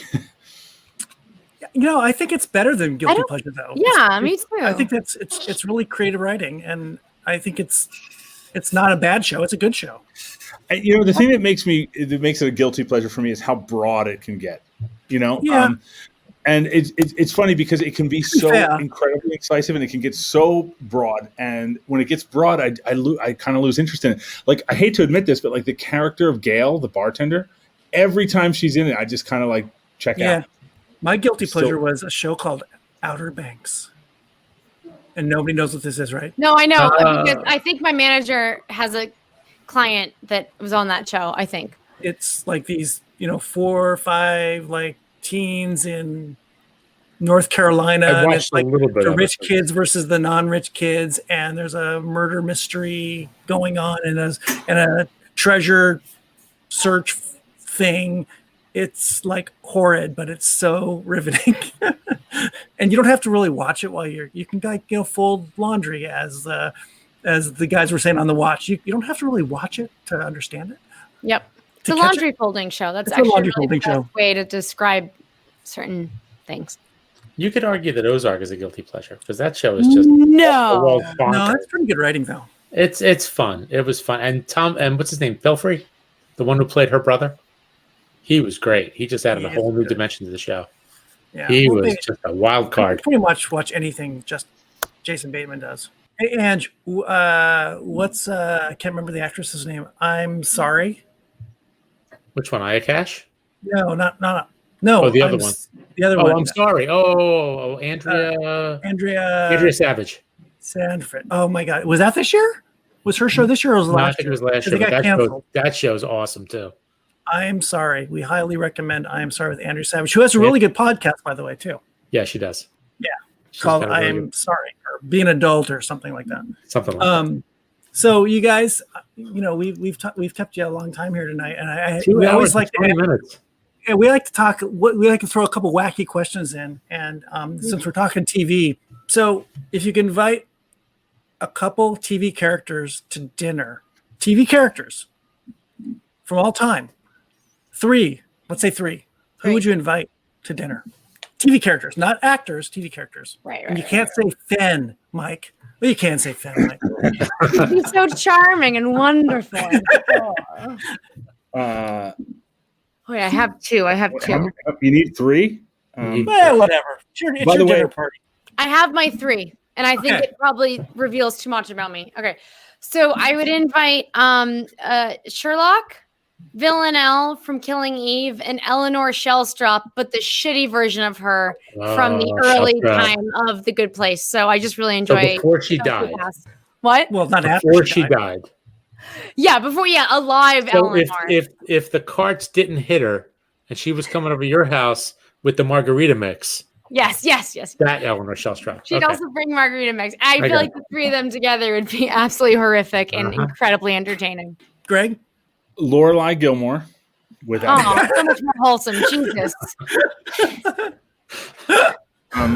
Tosh from Shetland. Brittany, you would love Shetland. Oh my It's a God! murder mystery entirely shot in Scotland. On the Shetland Islands. God. It's amazing. It's literally in the middle of nowhere. It's the middle of nowhere. It's past nowhere. When you get to nowhere, you're not even close. Got another one? Everything I'm thinking of, because you mentioned the Addams Family, which when I was little was just my absolute favorite television show, Me without too. a doubt. Me too. And Gomez would be great to hang out with. If you had to recast Gomez right now, an actor working today, who would you put in? Now, the politically correct thing would be to get someone who's from Spain. Well, yeah, just because of, Raul Julia kind of put Yeah, that he's- mold. but, He was but, great. is Gomez stealing him. Adams? Is he though? I mean, his last I don't name's know. Adams, and they were entirely inspired by the University of Pennsylvania. You know about that? Like the No. Charles Adams. Well, it's from The the guy- comic, yeah. And the guy who went there, the guy who created the Addams Family, went to Penn, Okay. and the entire Addams Family house is based on a building on the Penn campus that he used to draw. But if you go with the Raul Julia, because it was on one of the boards. I think it was on the watch board on Facebook. I went with Tony Dalton from Better Call Saul. Oh, he's good. He great. would have been a He would fantastic. be good. I can tell you who my other TV character is, though. This is nothing that's been mentioned all evening. My third TV character is Dr. Johnny Fever. Johnny Fever. Howard Hessman. Oh my God. What's Yep. he from?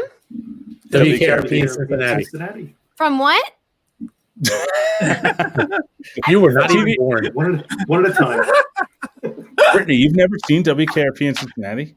Lonnie I Anderson. don't know what you're talking about. Brittany, As God is my witness, I think it could fly. Talking a bunch of old guys here. To be fair, too, like I actually do. Yeah. Greg knows this. I actually do know a lot of like classic cinema. Like I mean, Yeah, you know more starting from movies like though. the 20s. I kind of This is from the right from 70s. 20s and the 30s and the 40s and kind of the 20s through the 50s, and then I skipped and then modern things. So it makes me sound like an annoying millennial. But then I'm like, no. I've seen the first movie that ever won like Best Actress in 1927, 1928. So I have like this weird blank spot in the middle. Brittany and I used to have an office on the Paramount lot, and she used to be able to tell you where like different silent films were shot. But she doesn't know what WKRP in Cincinnati is. So there's this Yeah. giant hole in the middle of It's it. it's in the blank spot. The great blank spot. 1976, 1979. It's about a it's about a radio station that reinvents itself as a classic rock station. And Dr. Johnny Fever was the best character, I think, because you could have done a lot of hard drugs and drinking and coffee and everything, and had a lost He was weekend the with him. FM radio guy in the 70s, yeah. He's Okay. that's what I would imagine. It's funny though, because the 70s in terms of music is what I know the best. But in terms of film, there's so many great movies that came out during the 70s, but yeah, I'm not as versed. One of the best scenes in one of the best episodes is the one that Mike mentioned a minute ago. As God is my witness, I thought turkeys could fly. And if you read about the making of that scene, they didn't tell the cast what Les was going to say over the radio. That's awesome. So all of the cast reacting is real. As a promotional stunt, Brittany, for the radio station, they were going to give out free turkeys for Thanksgiving, and the idea was they were going to drop them out of a helicopter and let people catch living turkeys. Oh And God, the newscaster was like, the turkeys are hitting the ground like bags of wet cement. Oh, geez. Like, that's fun in like a cartoon where, Woody the Woodpecker. You don't see it. That's the beauty of it. You don't see it. You see everyone at the radio station hearing it from their reporter. Yeah, it's a basic two camera shoot, sitcom. From the 70s. God is my witness, I thought turkeys could fly. Anyway, I'll shut up. That's a good one. Mike, you got 3 favorite characters from the shows to have dinner with? I'd probably invite Benedict Cumberbatch as Sherlock, the Sherlock from Elementary, and House, because it's basically the same 3 guys, just around to solve everything. I would have Greg House. I just sit there and feel stupid because they've got. I was about to say that would make me feel like the dumbest person on the planet. So, like, good for you. Very confident. I would have Tom Hanks' character from Bosom Buddies. Oh, in a dress or out of a dress? Either way. Wait, we are counting movies too? No. Bosom Buddies is a show. I'm sorry, it's from the blank period. What was his character's name when he was a woman? Oh my God! No! I thought that was just a movie. Because it rhymed with his real name, right? It was like Bernice or something like that. It was like a terrible name. I'm sorry to any Bernices out there. Right? Yeah. Dan Aykroyd's wife is the blonde in the show. Donna Dixon. Yeah. Donna Dixon, yes. Yeah. And I would have Greg House. That's a good one too. That's a great character. And I would have Don Rickles as CPO Sharky. Just to keep everybody in line. Don Rickles. These are all 70s old reference. Probably would have Hawkeye. From the shows? From MASH. And you got 3 characters? God. TV? You didn't watch a lot of network TV. No, not really. You know what? You got to have Seinfeld because you just got to have the Seinfeld. Oh, that's and he's just basically, and what the great thing idea. is he's basically playing himself. Yeah. So you're getting Seinfeld. Yeah, I think you got to have him. That's a good reason. That's a good reason to have Larry Sanders on. There you go. Getting Costanza. And also Larry David. Right, I was going to say I can get Larry David too. That'd be Larry fantastic. So then you get 2. Who will be the 3rd? What if he got what's his name? Well, if he's still alive. These are characters. They're alive from the forever. Larry Sanders Show. What was it? Rip Torn's character, Artie. Rip Torn, great. Artie. Do you know the great Artie whiskey reference? No. There's an amazing scene in Larry Sanders where Artie's having a terrible day and he's drinking in the theater where they shoot the show in the studio audience, but there's no one there. And there's a custodian that comes up to him, and he says, he gives the guy, he's drinking whiskey, and he gives the guy a drink, and he says, do you taste that? That's Glenlivet. That's single malt. He said, when you die and you go to heaven and you meet God, and he says, welcome to heaven, that's what you're going to smell on God's breath. And he walks away, and it's such a brilliant kind of Judd Apatow moment. He walks away, and the custodian says, "Okay," and he has no idea what the guy just said to him at all. Like,